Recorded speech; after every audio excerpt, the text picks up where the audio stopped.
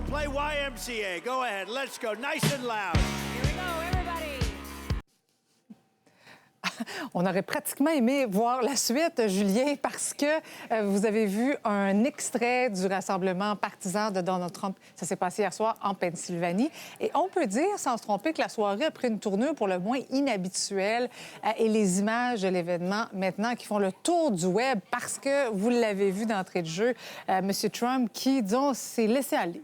Ouais, je sais pas si ça te donne envie de danser le YMCA ce midi, Marie-Christine, mais c'était ça, c'était un town hall, donc dans le fond, une espèce de séance de questions-réponses avec des partisans du président Donald Trump lundi soir du côté de la Pennsylvanie, qui, on le sait, est un État clé là, dans cette élection présidentielle qui se déroulera dans on va le voir danser, 3 semaines.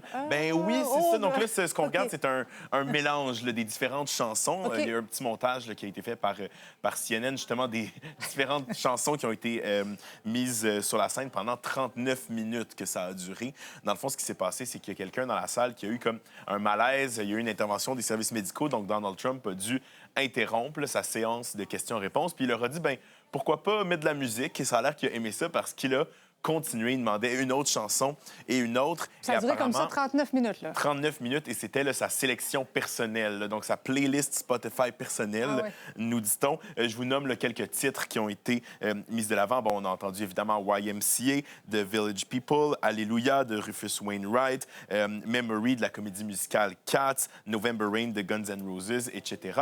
Et l'autre candidate, la candidate démocrate aux élections présidentielles, a réagi sur la plateforme X. Elle a tout simplement dit « J'espère qu'il va bien ».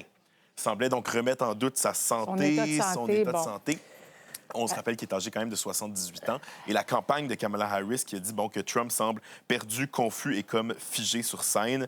Il a répondu à son tour disant qu'il est en bien meilleure santé que Clinton, Bush, Obama, Biden et surtout Harris. Mais je veux revenir sur sa playlist. Oui. Pas que je critique, bien sûr. Tu parles des artistes parce qu'il y a certains artistes qui se sont frustrés finalement de l'utilisation de leurs chansons pendant ce rassemblement républicain. Absolument. C'est notamment le cas de Rufus Wainwright, l'artiste montréalais qui était très fâché hier sur Instagram dans une publication. Il a dit que c'était blasphématoire carrément que Trump utilise sa reprise du succès d'un autre artiste montréalais, Leonard Cohen, donc du succès Alléluia qui a été diffusé durant ce rassemblement. Il a dit que Alléluia, c'est un hymne qui est dédié à la paix, à l'amour, à l'acceptation de la vérité et qu'il était carrément mortifié de la manière dont Donald Trump a détourné sa reprise de la célèbre chanson de Leonard Cohen. Il a dit, et je cite, qu'il espère qu'en écoutant les paroles de la chanson, Donald Trump aura des remords. Donc, reste à voir. Je te mentionne en terminant là, que la succession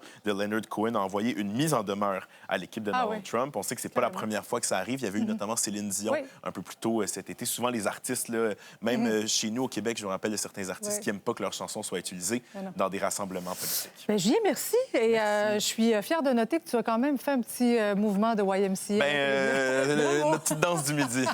Bravo. Merci, Julien. À plus tard.